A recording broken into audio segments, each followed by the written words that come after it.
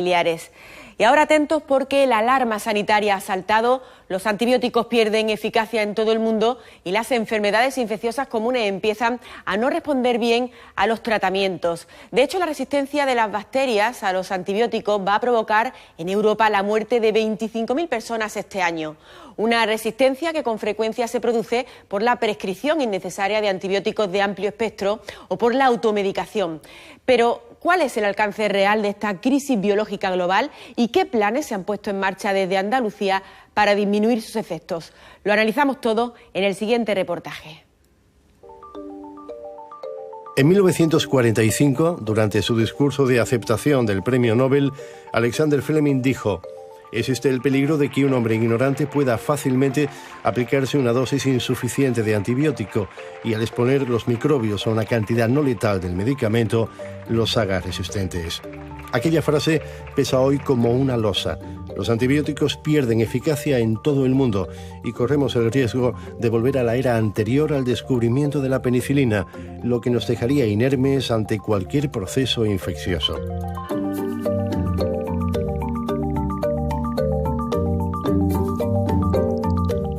Es una amenaza real. De hecho, este año morirán en Europa 25.000 personas. 25.000 personas por infecciones por bacterias multiresistentes, por bacterias que se han vuelto resistentes a todos los antibióticos disponibles. De tal manera que en este momento hay pacientes ingresados en hospitales de países desarrollados, de países europeos, con infecciones por bacterias frente a las que no tenemos tratamiento antibiótico. A finales del siglo XX, cuando la industria farmacéutica alcanzaba su máximo desarrollo, se llegó a vaticinar el fin de las enfermedades infecciosas. 20 años después de ese esperanzador augurio, la realidad es exactamente la contraria. La resistencia bacteriana a los antibióticos es un problema de salud pública a escala planetaria. Enfermedades de gravedad relativa que antes se trataban con éxito, ahora son casi imposibles de curar. ¿Cómo ha sucedido esto? Esto ha sido, por una parte, expresión de una guerra biológica entre nosotros los humanos y las bacterias, en las que nos han dado una lección de humildad, haciéndose resistente a decenas de antibióticos. Y por otra, a errores que hemos cometido. Hemos cometido errores en el uso de los antibióticos en veterinaria, administrando antibióticos para engorde de animales en dosis muy altas, que luego han pasado al humano en la cadena alimenticia. Hemos cometido errores en el uso de antibióticos también en agricultura y hemos cometido errores en el uso de los antibióticos en humanos. Errores en la forma de producir, recetar y consumir antibióticos. 9 de cada 10 de estos fármacos se prescriben en los centros de salud. Sin embargo, y como sucede en todo el mundo, también en España la mitad de las recetas o son innecesarias o directamente inadecuadas. En lo que sí nos diferenciamos del resto de Europa es que aquí recetamos desmesuradamente los llamados antibióticos de amplio espectro. Concretamente, amoxicilina clavulánico, ¿no? Hay un grupo de penicilina que se utilizan pues, en demasía, datos de un 47%, ¿no? Cuando en Alemania es un 3%, ¿no? Entonces, claro, esto motiva la resistencia, porque al utilizar un medicamento de estas características de forma tan masiva, pues se pierde eficacia, ¿no? Entonces, es más, probablemente no sea necesario en muchas ocasiones utilizar un antibiótico de amplio espectro. Pero se recetan, en ocasiones porque la brevedad de las consultas coloca al facultativo en una actitud defensiva ante un diagnóstico dudoso y en otros casos por la presión del propio paciente. Me consta que en atención primaria existe la presión, ¿no? Y la presión está relacionada porque hay estudios científicos que lo demuestran, que cuando la comunicación es eficaz con los pacientes, probablemente no tengamos necesidad de mandar antibióticos. Entiendo que a veces, entre comillas, hacemos una medicina un poquito más defensiva y de ahí un poco el que se pueda prescribir antibióticos, ¿no? Un número importante de las enfermedades que padecemos son provocadas por virus y bacterias, pero solo estas últimas pueden combatirse con antibióticos. Este tipo de fármacos o bien destruyen la membrana bacteriana, neutralizando su capacidad infecciosa, o bien inciden en su material genético, impidiendo la proliferación. Un virus, el de la gripe, por ejemplo, es un agente infeccioso genética y estructuralmente diferente que requiere un tratamiento antiviral, no antibiótico. En general, las infecciones por virus no necesitan tratamiento antibiótico. Y esto es muy importante porque muchas infecciones por virus producen fiebre. Por lo tanto, el mensaje es: fiebre no es igual a antibióticos. El autoconsumo es otro factor determinante en la proliferación de bacterias multiresistentes. 1 de cada 3 pacientes ha recurrido alguna vez a un antibiótico sin haber consultado a su médico, por lo general reutilizando los que le sobraron u obteniéndolos sin receta. Es cierto que, que el farmacéutico sabe que no puede dispensar un antibiótico si no hay receta, pero a veces se produce, incluso pacientes que igual son crónicos, hacen utilización de esa automedicación. Si me tomo el antibiótico que me sobró, algo que no se debe de hacer, porque lo tengo guardado del año pasado y me fue bien. El problema de la automedicación está relacionado con las creencias, está relacionado también, pues probablemente con la situación que genera la incertidumbre de me lo tomo por si acaso.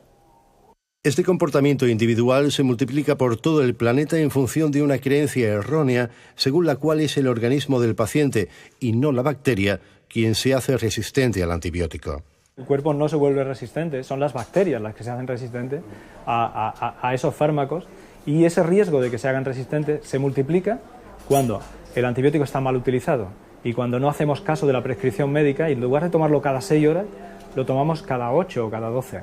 Hay que tomar el antibiótico, por lo tanto, y es el mensaje para la población, cuando lo prescriba el médico, es solo cuando lo prescriba el médico, y hay que tomarlo siguiendo estrictamente la prescripción. La expansión de bacterias multiresistentes preocupa especialmente en el ámbito hospitalario, donde la presión antibiótica es alta, el tránsito constante y los focos infecciosos muy frecuentes. Esto se traduce en que infecciones comunes, como una infección renal, una pielonefritis, o una infección relacionada con una herida quirúrgica, cuando se produce por una bacteria multiresistente, es mucho más difícil de tratar, porque los antibióticos convencionales no son eficaces. En estas situaciones nos vemos obligados a utilizar tratamientos experimentales o combinaciones de tratamiento antibiótico que no han demostrado de manera suficiente la eficacia en estudios clínicos.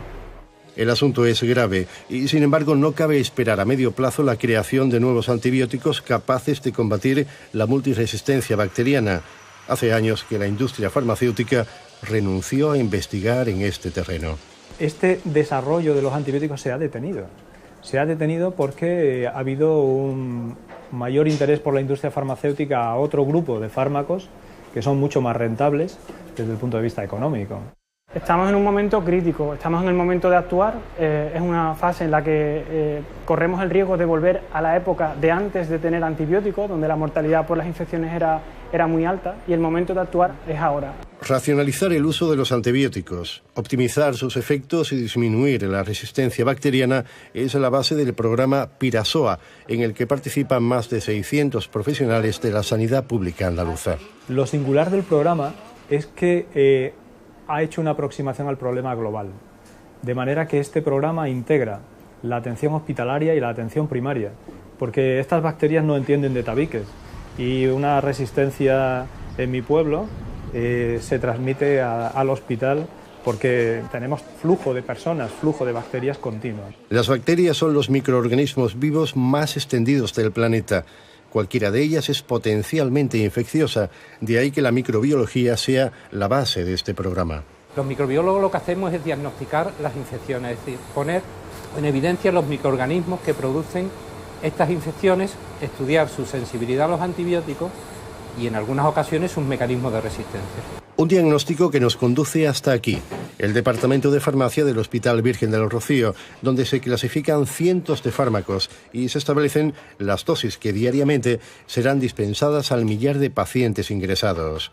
Dosis cada vez más equilibradas, porque se ha demostrado que un exceso de presión antibiótica contribuye al desarrollo de la resistencia microbiana.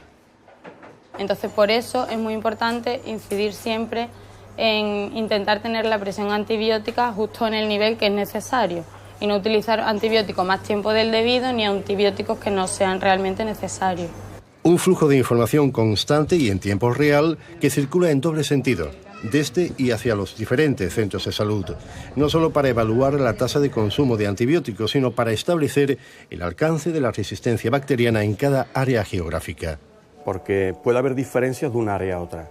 Y entonces, conociendo la resistencia que hay a determinado antibiótico, determinados gérmenes, podemos hacer una utilización mucho más correcta del antibiótico.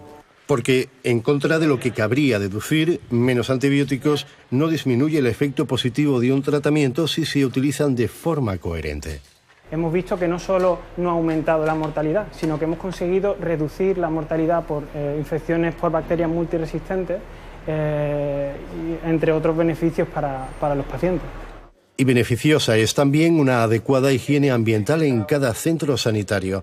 La información recabada por el programa Pirasoa sirve para establecer medidas que prevengan la propagación de bacterias desde el entorno al paciente o el contagio de paciente a paciente a través del personal sanitario. Ese análisis de la información también nos sirve para ver o para valorar la efectividad de estas medidas que llevamos a cabo, si son eficaces o no, y en cuyo caso pues habría que volverlas a adaptar a las circunstancias locales de cada centro. Los resultados del plan Pirasoa son todavía provisionales, pero parecen prometedores. El pasado 18 de noviembre, coincidiendo con el Día Europeo del Uso Prudente de Antibióticos, el coordinador del programa anunciaba que desde su puesta en marcha en 2014 se ha reducido sensiblemente el uso de antibióticos en la sanidad pública andaluza. Estamos reduciendo la presión antibiótica, que es uno de los objetivos del programa, que es alcanzar niveles de presión antibiótica semejantes a lo de los mejores países de nuestro entorno, que son los países nórdicos, que tienen presiones antibióticas aproximadamente la mitad que nosotros, que los países mediterráneos. La ciencia moderna ha sido capaz de emular a la naturaleza creando moléculas que han permitido la fabricación de antibióticos. No hay fármaco que pueda comparársele, pero ese formidable escudo se está agrietando. Es un hecho que a todos nos concierne porque todos, médicos y pacientes, ganaderos y agricultores, farmacéuticos y laboratorios, hemos sido parte del problema. Bastaría un uso adecuado de los antibióticos para que todos seamos parte de la solución. Solo así evitaremos que la extraordinaria herencia de Alexander Fleming caiga en saco roto.